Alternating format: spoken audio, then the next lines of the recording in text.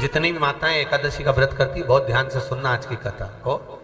शायद जिंदगी में मिली ना मिली, पर ये कथा का रिश्ता तो बहुत ध्यान से सुनना। ध्यान से, निर्जल एकादशी है। स्कंद पुराण यहां तक कहती है कि इस कथा के चरित्र को जो श्रवण कर लेता है उसको 26 एकादशी करना भी नहीं पड़ती। इस एकादशी की केवल ये कथा सुनकर ही वो तर जाता है।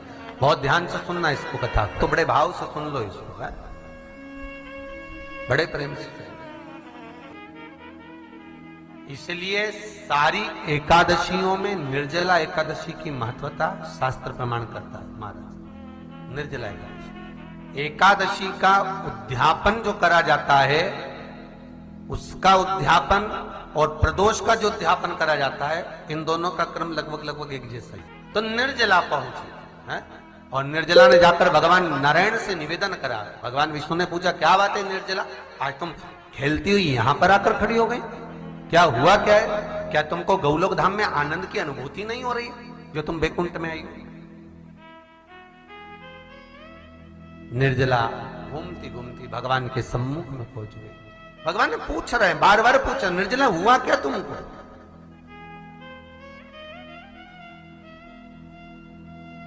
ए निर्जला, ए एकादशी, हुआ क्या है तुमको? क्या कारण है तुम्हारे यहां आने का, बैकुंठ पहुंचने का? बहुत ध्यान देना महाराज।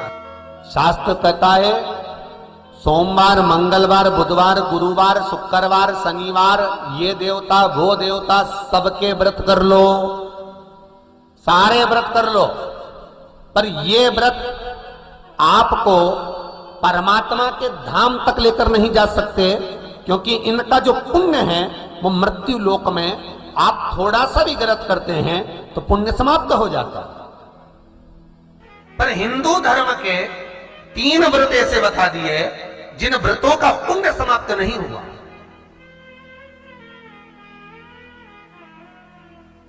हिंदू धर्म के 3 व्रत ऐसे हो गए जिनका पुण्य समाप्त नहीं हुआ महाराज। जिनका पुण्य प्रबलता में बढ़ता गया। पहले नंबर पर एकादशी, दूसरे नंबर पर प्रदोष, और तीसरे नंबर पर शिवरात्रि। एकादशी भी 26 है तो प्रदोष भी जम के बोलते जाओ 26 है। शिवरात्रि केवल 12, केवल 12, और अगर अधिक मास की पड़ जावे तो ये 13, और अधिक की आए तो 13 है। तो यहां शास्त्र कह रहा है कि 3 व्रत हमारे यहाँ जिनका पुण्य समाप्त नहीं हुआ, जिनका पुण्य प्रबल हुआ, बड़ा। इसलिए आज भी माता एकादशी का व्रत करती है, और एकादशी का व्रत कर कर अगर कोई जीवात्मा को देते हैं, कोई मर भी गया तो उसको एकादशी का दान देते हैं। एकादशी का उसको दान दिया है। महाराज निर्जला खड़ी है, पूछा क्यों आई हो, क्या कारण? निर्जला आई, तब लक्ष्मी मैया उठकर निर्जला के करीब में गई। निर्जला बहुत सरल थी निर्जला। कहते हैं कामा एकादशी सबसे लंबी है। कौन सी एकादशी? कामा। फिर मोक्षदा उससे नीची है महाराज। और निर्जला जो है बिल्कुल छोटा स्वरूप है। निर्जला का मतलब देखा जाए तो केवल 2 चोटी करी हुई है। मस्तक पर भोर लगा हुआ है निर्जला के, माथे पर बिंदी लगी हुई है निर्जला के, सुंदर गले में तुलसी की मालाएं पहनी है निर्जला, हाथ में जो हथ फूल जैसी माताएं पहले पहनती थी, आपको ध्यान में होगा, ऐसा बड़ा फूल होता था, अंगूठियां पड़ी होती थी, हाथ में ऐसा लगा रहता है। तो निर्जला हथ फूल भी तुलसी के धारण करी। बड़ा सुंदर स्वरूप है माता निर्जला का महाराज। छोटी है तो माता लक्ष्मी उनके पास में गई और निर्जला से जाकर पूछा, निर्जला तेरे आने का कारण क्या है, तू बता। नारायण आपसे पूछ रहे हैं कि क्यों आई हो, किस लिए आई हो, क्या है तुम्हारे आने का कारण? निर्जला ने कहा, मेरी विनती केवल इतनी सी है मां, कि मैं ये चाहती हूं कि मैं जीव के प्राण छूटने के बाद उसके प्राणों को जिस समय मैं लेकर जीवात्मा के प्राणों को परमात्मा तक भेजूं, बैकुंठ तक भेजूं, गौलोक धाम तक भेजूं, उस बीच में मुझे ले जाते समय कई नरक भी बीच में पड़ेंगे, कई स्थान ऐसे बैतरणी आदि के स्थान बीच में आएंगे, तो वो स्थान में मुझे रोका ना जाना, मैं सीधे भगवान के धाम पहुंच जाऊं। ऐसी कृपा, ऐसी दया।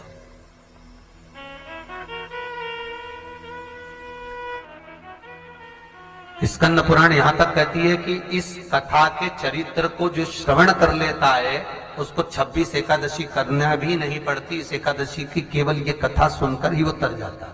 बहुत ध्यान से सुनना इसको, कथा को। दशमी, 11 और द्वादशी, दशमी, एकादशी और द्वादशी। एकादशी का व्रत, दशमी की रात्रि को जो आप भोजन करें वो सात्विक करें। एकादशी के दिन भोजन ना करें, अन्न का भाग ग्रहण ना करें, अन्न का भाग ग्रहण ना करें।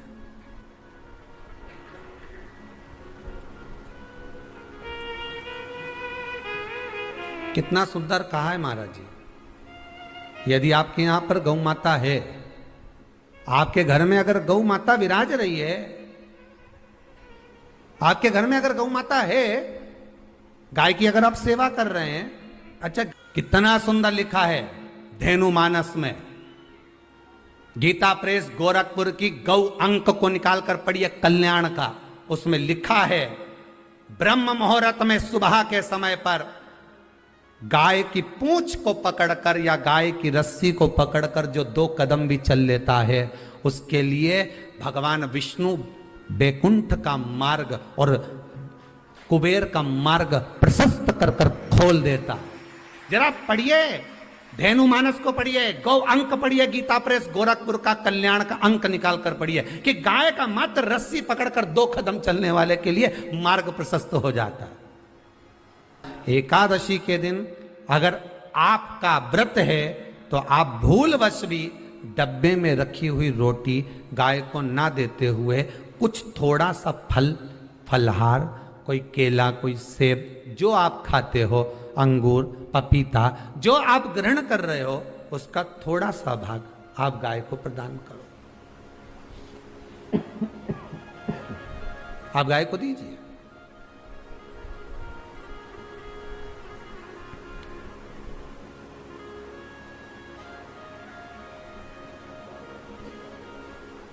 थोड़ा सा भाग आप गौ माता को प्रदान करो, थोड़ा सा।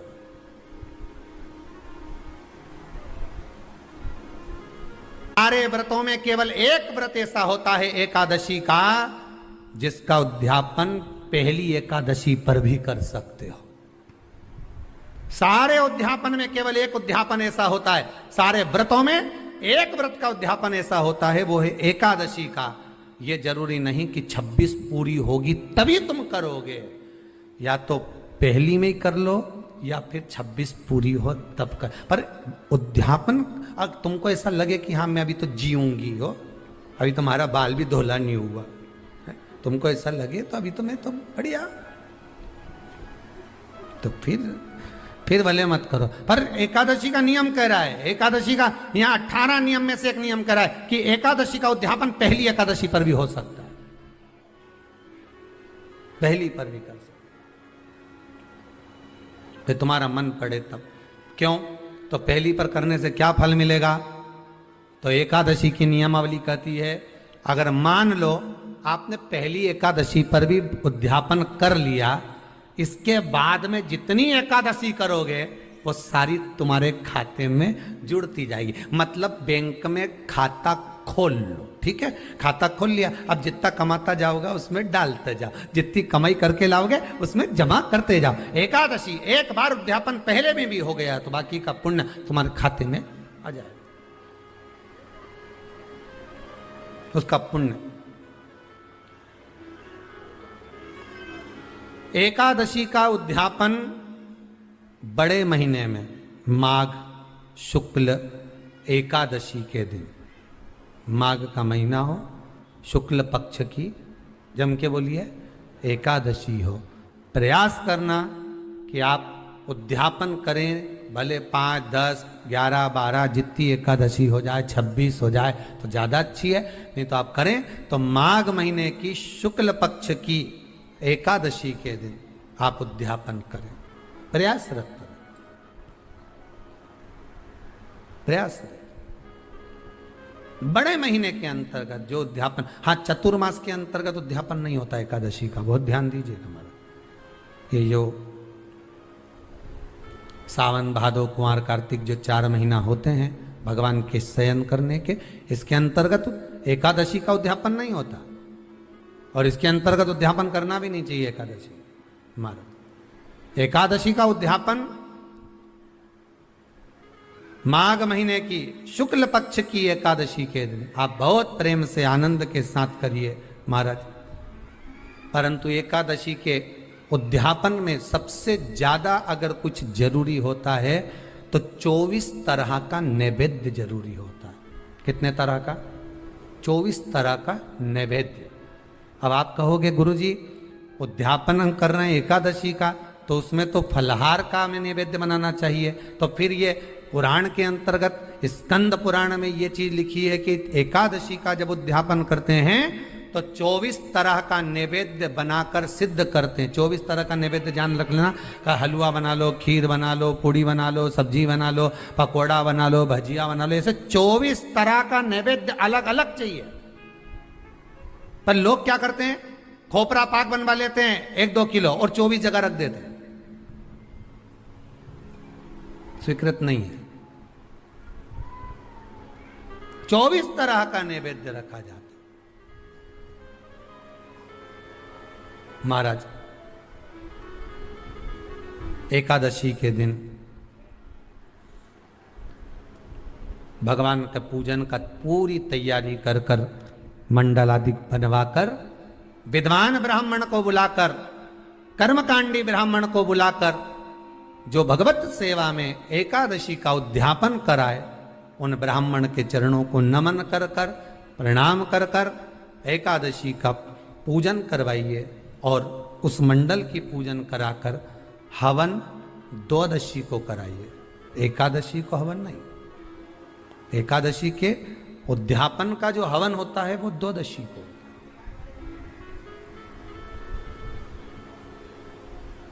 एकादशी का उद्यापन द्वादशी को बड़े प्रेम से आप खूब आनंद से हवन पूजन कराओ। पूजन कराने के बाद, हवन कराने के बाद 26 जोड़े ब्राह्मण ब्राह्मणी के बुलाकर भोजन कराकर उनको भाव से जो आप समर्पित कर सकते हो, जितनी आपकी सामर्थ्यता हो, उस सामर्थ्यता के अनुसार आप दान धर्म पुण्य करो, आप उन्हें प्रदान करो। और बन सके तो एकादशी की रात्रि को भी जागरण करें और द्वादशी के दिन जिस दिन हवन करें उसकी भी रात्रि को कुछ जागरण करें। जागरण का मतलब पहले भी कथा में कहा, प्रदोष की कथा में वर्णन किया था। हम ये नहीं कहते कि तुम पूरी रात जगो, हमारा तो निवेदन है 15 मिनट का करो, आधे घंटे का करो, 20 मिनट का करो, पर रात्रि के समय थोड़ी देर अगर एकादशी का उद्यापन कर रहे हो तो जागरण थोड़ी सी देर अवश्य करें। नहीं कर सकते अकेले बैठकर राम नाम जप लें, भजन कर ले, पर करो। कि नारी के मुख से अगर एक बार निकल जाए कि मेरी जिंदगी तुमसे विवाह कर कर बेकार हो गई, उस समय नारी का साथित्व समाप्त हो जाता है।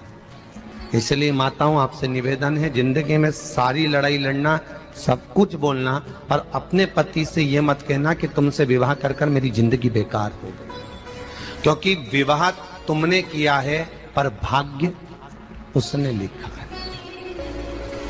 भाग्य लिखने वाला वो है।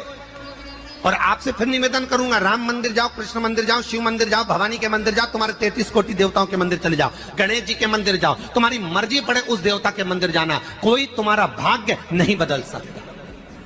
जो तुम्हारी किस्मत में लिखा है वो तुमको भोगना पड़ेगा। तो बदलेगा कौन? तो उसका भी प्रमाण हमारे यहां शिव महापुराण कहती है। एक पारो नाम की विधवा स्त्री थी।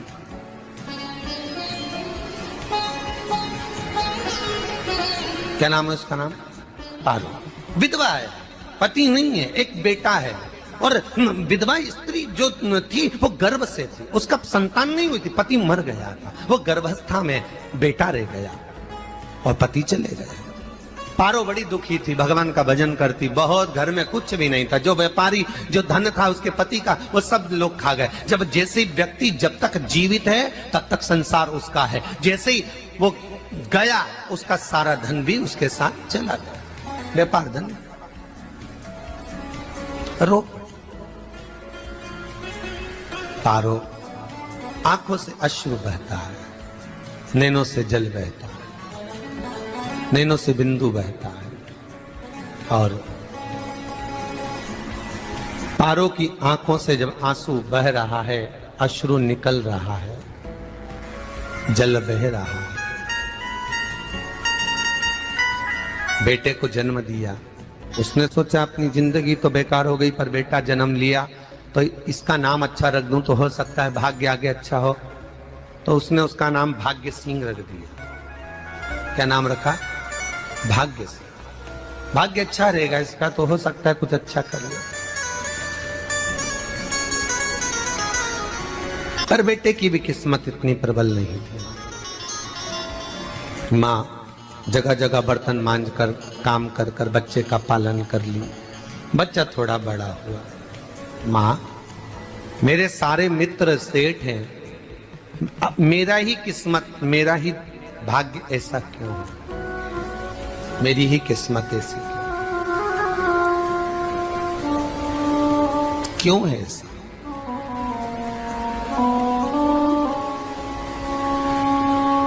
माँ मेरी किस्मत में इतना दुख क्यों लिखा है? माँ भोजन तक हमको समय पर नहीं मिलता, हमारा भाग्य ऐसा क्यों है? माँ हमारी किस्मत ऐसी क्यों है? माँ कहती है बेटा जो ललाट पर लिखा उसे कौन टाल सका। माँ बच्चों को समझाती है, माँ बच्चों को कहती है, धीरे धीरे समय निकलता है। माँ एक बार बता माँ, तू कहती है कि सब भगवान ने लिखा है भाग्य में, तो भगवान का मिलेगा मुझे बता दे। माँ बोलती है ऐसी कोई जगह नहीं जहाँ भगवान नहीं, वन में मिलेगा। हाँ मिलेगा। माँ का कहना मानकर भाग्य सिंह वन में चले गया, और घने जंगल में भाग्य जब गया भाग्य सिंह, और घने जंगल में जब पहुंच गया, ढूंढते ढूंढते ढूंढते ढूंढते ढूंढते तो भी भगवान, तो भगवान की छाया तक नहीं मिली, भगवान की छाया तक। आंखों में जल भर गया, बेहोश होकर गिर गया। शाम का समय था, विष्णु और लक्ष्मी निकल कर जा रहे थे। लक्ष्मी और विष्णु जाते जाते उसको देखकर रूप बदल के उसके पास गए। बेटा आपका नाम क्या है? हमारा नाम भाग्य सिंह है। कहाँ जा रहे हो? भगवान से मिलना है हमको। क्या काम है तुम्हें भगवान से? भगवान से पूछना है कि मेरी किस्मत ऐसी क्यों बनाई, मेरी किस्मत में गरीबी क्यों लिखी, मेरे भाग्य में इतना दुख क्यों लिखा। मुझे भगवान से पूछना है कि मेरी किस्मत ऐसी क्यों बनाई, मेरी किस्मत में इतना दुख क्यों लिखा। इतनी तो भगवान बोले ये तो देखो भाग्य भाग्य की बात है, सबके भाग्य में अलग अलग होता है। नहीं नहीं मुझे भगवान से पूछना। तो हुआ क्या? मैं बहुत गरीब हूं, मैं बहुत दुखी हूं, भगवान से प्रार्थना है कि मुझे कुछ मेरी जिंदगी का अच्छा कार्य कर दीजिए। लक्ष्मी जी को दया आ गई, नारायण से बोले प्रभु इसको कुछ दे दो, थोड़ा सा इसके ऊपर कृपा कर दो। नारायण बोले इसके भाग्य में नहीं है लक्ष्मी, इसके भाग्य में नहीं है लक्ष्मी। लक्ष्मी मैं दे भी दूंगा तो इसकी किस्मत में नहीं है। लक्ष्मी कहती है आपका काम देने का है, आप तो दो। भगवान ने कहा लक्ष्मी नहीं है भाग्य में, तुम तो दे दो। लक्ष्मी जी के कहने पर नारायण ने उसको एक हीरे का हार दे दिया। ले ये ले हीरे का हार। वो प्रसन्न हो गया, हीरे का हार मिल गया, और हार लेकर वो चला। और चलते चलते उसने सोचा मेरी मम्मी को दूंगा, मेरी माता को दूंगा, माँ बड़ी प्रसन्न हो जाएगी। हीरे का हार लेकर जा रहा था। हार ले जाते उसको रास्ते में इतने में उसको तुरंत उसी समय पर कहीं सोच आदि कर्म के लिए जाना पड़ा। उसने सोचा इस हार को इस पत्थर पर रख देता हूं, अभी आऊंगा वापिस इस हार को उठाकर घर लेकर चले जाऊंगा। और सोच आदि कर्म के लिए वो चल दिया। गया, हाथ धोकर आया, इतने में एक चील उड़ती उड़ती आई, उसका हार लेकर चली गई। आके रोने लगा। माँ को जाकर कहा माँ किस्मत तो देख, इतना जोरदार हार मिला था हीरे का, पर भाग्य में नहीं था, नहीं मिला। इतने में वो रोता रोता तुरंत फिर भगवान के पास गया, रोता बिलखता फिर पहुंच गया वन के अंदर। फिर भगवान मिले। भगवान ने पूछा अब क्या हुआ? प्रभु मेरा हार तो वो हीरे का, मेरा हीरे का हार ले गई चील, भगवान बोले देख भैया हम तो तेरी किस्मत में था, वो कर दिया, अब आगे तू एक काम कर, ब्रह्मा जी से जाके मिल। ब्रह्मा जी कहाँ मिलेंगे? यहां से आगे जा, ब्रह्मा मिल जाए।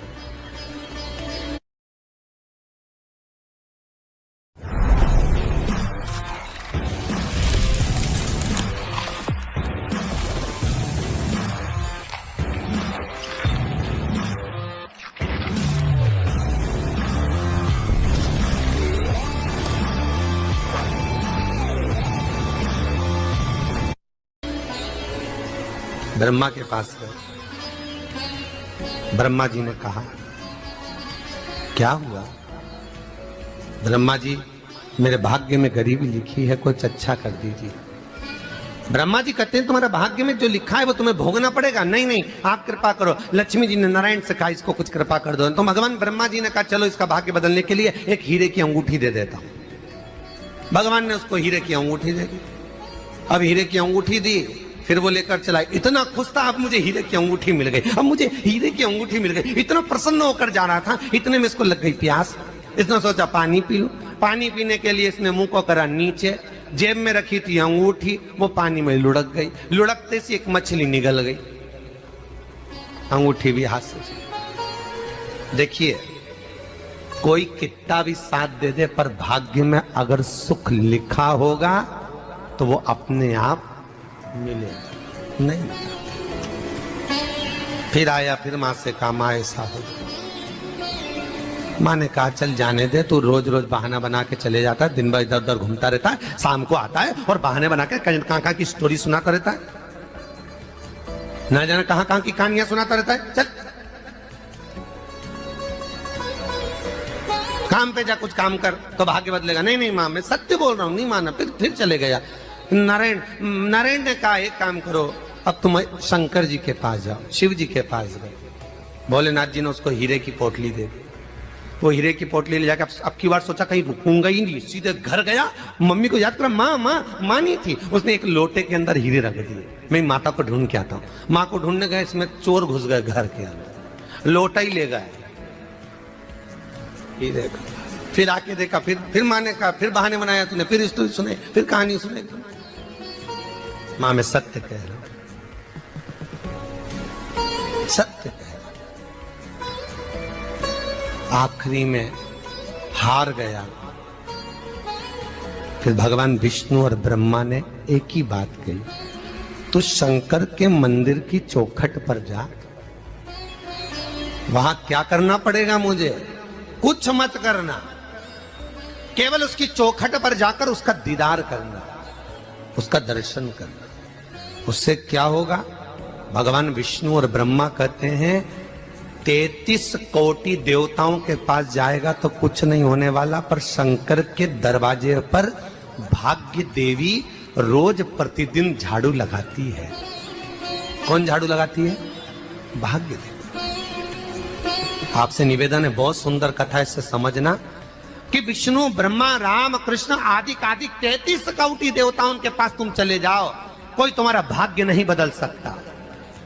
हाँ अगर भाग्य देवी का तुम स्मरण करो, किसी मंदिर में जाना तो ये भगवान से कहना भगवान लक्ष्मी दो। भगवान से लक्ष्मी मत मांगना, भगवान से कहना मेरा भाग्य ऐसा कर दो, या भाग्य देवी की कृपा मुझ पर बरसा दो जिससे मेरा भाग्य बदल जाए, कुछ अच्छा हो जाए मेरी जिंदगी में। तो जाके शंकर के मंदिर के बाहर खड़े हो, भाग्य देवी मां झाड़ू लगाती है, भाग्य देवी उनकी चौखट पर बैठी रहती है। तू जा, उससे क्या होगा? बस देवता तो तेरी जिंदगी बदलने के लिए कब से इंतजार कर रहे हैं, पर तेरा भाग्य नहीं बदल पा रहा। तेरा भाग्य बदलेगी तो भाग्य देवी ही बदलेगी। गया, शिव मंदिर के दरवाजे पर जाकर खड़ा हो जाता, भीड़ होती तो दरवाजे से दर्शन कर लेता, बाबा से नयन मिलाता, रोज प्रतिदिन जाता। एक दिन शंकर जी ने भाग्य देवी से कहा, देवी इसका भाग्य बदल दो। देवी कहती है, भोलेनाथ इसकी किस्मत में ब्रह्मा जी ने यही लिखा है दुख, इसकी किस्मत में ठोकरें खाना ही लिखा है। भाग्य देवी तुम मेरे दरवाजे की झाड़ू लगाती हो, आज इसके भाग्य की झाड़ू लगाई। भाग्य देवी ने कहा, भोलेनाथ आप कह रहे हो? हाँ मैं कह रहा हूं, क्योंकि मेरे दरवाजे पर इतने दिन से रोज आ रहा है और मेरे दरवाजे से खाली चले जाए अच्छा नहीं लगता। भाग्य देवी ने भाग्य बदला, एक सोने का सिक्का झाड़ू लगाते लगाते दरवाजे पर पटक दिया। उस सोने के सिक्के को लेकर वो चला और सोने के सिक्के को ले जाकर उसने माता को दिया। अब भाग्य कैसे बदलता है वो देखिए। सोने का सिक्का लेकर गया और तुरंत वो सोने का सिक्का घर में पहुंचा। रात से ठाठ हो गया, बेचकर भोजन की व्यवस्था करी। एक दिन माँ ने सोचा कुछ ऐसा करूं कि मैं मछली का व्यापार करूं, और मछली खरीदने के लिए गई। और मछली खरीदने के लिए गई, जो मछली मिली दे तो दी व्यापारी ने, परंतु घर लाते लाते वो मर गई। मरा तो काटा तो इसमें से हीरे की अंगूठी मिल गई।